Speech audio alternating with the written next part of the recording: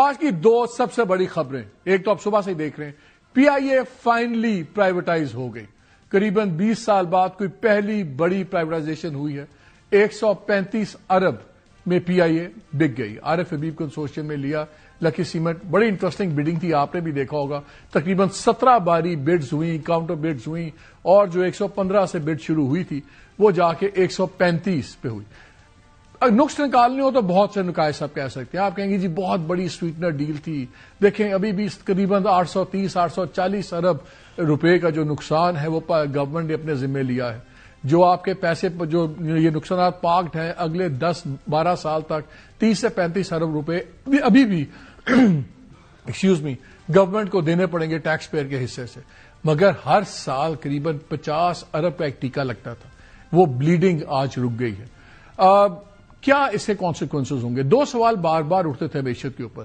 ایک یہ کہ جس ملک میں اپنے بزنس مین پیسہ نہیں لگا رہے اس میں باہر کے بزنس مین کیسے پیسہ لگائیں گے. ایک بہت بڑا میسج ہے، بہت بڑی ایک ڈیل ہوئی ہے کیونکہ یہ پیورلی لوکل گروپس تھے اور لوکل بزنسز تھے. سو 135 بلین $400+ بلین بن جاتا ہے. اس میں سوال اٹھتے ہیں کہ جی اس میں سے 7.5% رکھے گی گورنمنٹ، جو 135 کا دیکھے تقریباً 10 ارب روپیہ بنتا ہے، تو باقی تو سارا پیسہ واپس ڈالتا ہے. تو کیا یہ سیٹھوں کو پیسہ واپس ڈال دیا؟ اس پہ بھی بات کریں گے کہ یہ کیا سین ہے، اس میں کیسے چلے گا. لیکن اس کے اور بھی بہت زیادہ امپیکٹس ہیں.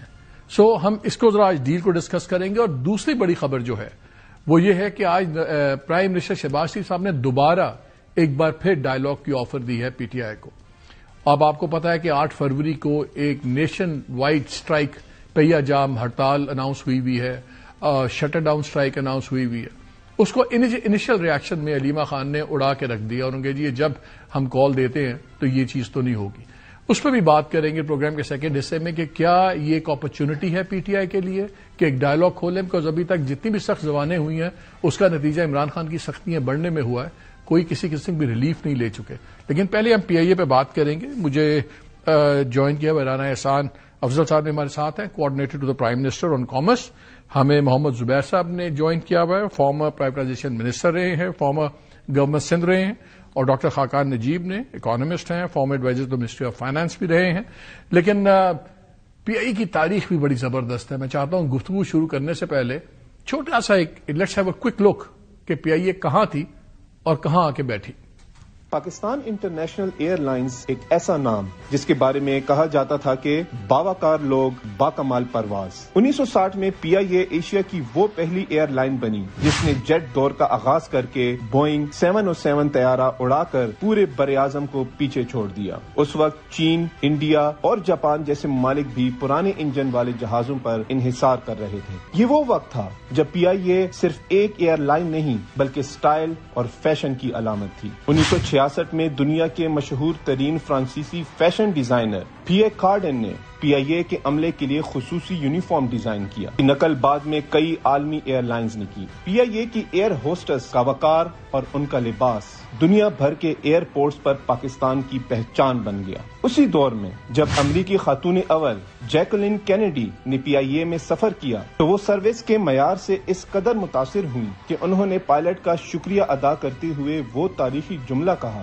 جو بعد میں پی آئی اے کی پہچان بن گیا: great people to fly with. یہ وہ اعزاز تھا جو اس وقت کی کسی بھی بڑی عالمی ایئر لائن کے لیے خواب سے کم نہ تھا. 1985 میں آج کی نمبر 1 ایئر لائن ایمریٹس کو پی آئی اے نے اپنے 2 جہاز لیز پر دیے، اپنے پائلٹس اور عملہ فراہم کیا اور دبئی کی اس ایئر لائن کو کھڑا کرنے میں تکنیکی اور انتظامی مدد فراہم کی. 1970 کی دہائی میں مالٹا کی قومی ایئر لائن پی آئی اے کے پائلٹس اور مینجمنٹ نے بنائی. پی آئی اے نے فلپائن، یمن اور صومالیہ جیسے کئی ایئر لائنز کو تکنیکی تربیت اور تعاون فراہم کیا. 1962 میں کیپٹن عبداللہ بیگ نے لندن سے کراچی کی تیز ترین پرواز کا وہ عالمی ریکارڈ بنایا جو آج بھی ناقابل تسخیر ہے.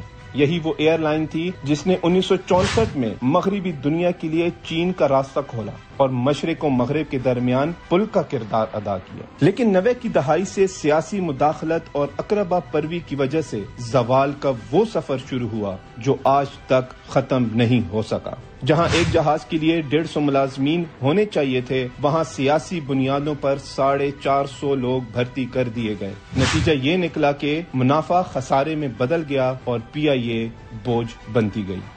پی آئی اے کے پاس نیو یارک کے مہنگے ترین علاقے میں روزویلٹ ہوٹل جیسے اثاثے تھے جس کی مالیت اربوں ڈالر میں ہے، مگر بد انتظامی نے انہیں بھی متنازع بنا رکھا ہے۔ 2008 سے 2015 کے دوران ادارے کو روزگار بیورو بنا دیا گیا۔ 2008 میں جہاں 6000 ملازمین تھے، وہاں 7000 نئی سیاسی بھرتیاں کر کے یہ تعداد 13000 تک پہنچا دی گئی۔ ترکش ایئر لائن ایک جہاز پر 89 ملازمین کے ساتھ منافع کما رہی ہے۔ بھارت کی انڈیگو اور دبئی کی ایمریٹس کی ایک جہاز کے لیے صرف 130 یا اس سے بھی کم ملازمین کام کرتے ہیں۔ جون 2020 میں وفاقی وزیر غلام سرور خان کے پائلٹس کے مشکوک لائسنسوں کے بیان کے بعد پی آئی اے کو یورپ اور برطانیہ میں بین کر دیا گیا۔ اس سے پی آئی اے کو سالانہ 150 ارب کا براہ راست ریونیو نقصان ہوا۔ آج پی آئی اے 830 ارب روپے کے قرض تلے دبی ہوئی ہے۔ نومبر 2024 کو حکومت نے پی آئی اے کی پہلی بولی میں قیمت 85 ارب روپے لگائی،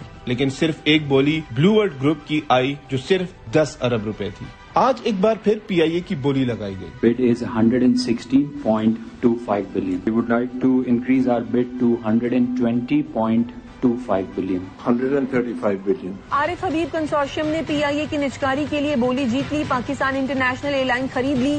عارف حبیب کنسورشیم نے 135 ارب روپے میں پی آئی اے خریدی۔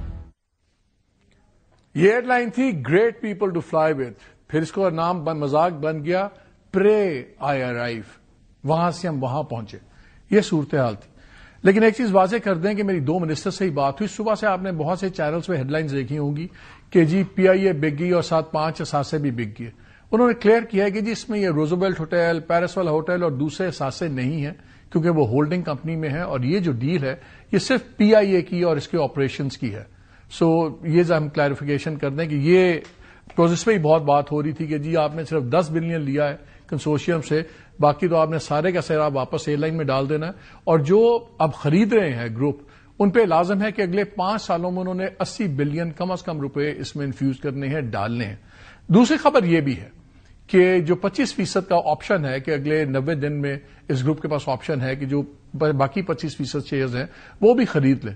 ہماری اطلاع یہ ہے کہ وہ فوجی فاؤنڈیشن کے ساتھ آلموسٹ ایگریڈ چیز ہے کہ وہ یہ آئیں گے، ہو سکتا ہے ان کا شیئر 25% سے زیادہ بھی ہوگا۔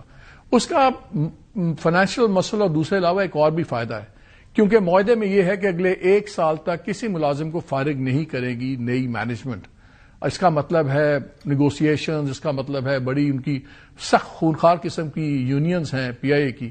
تو میرا خیال ہے اگر فوجی فاؤنڈیشن بیچ میں ہوگا تو پھر ذرا یہ نیگوسیشنز بھی آرام سے ہو جائیں گی، اتنا زیادہ پرابلم ہونا نہیں چاہیے اگر خالی سویلینز بیٹھے ہوں۔ تو یہ بھی ایک بلٹ ان ایڈوانٹیجز ہیں۔ اوور آل ڈیل میں آپ بہت سے نقائص نکال سکتے ہیں، لیکن اگر آپ یہ دیکھیں کہ جیب سے ہر سال 50 ارب جا رہا ہے، وہ تو کم از کم بلیڈنگ رکی ہے۔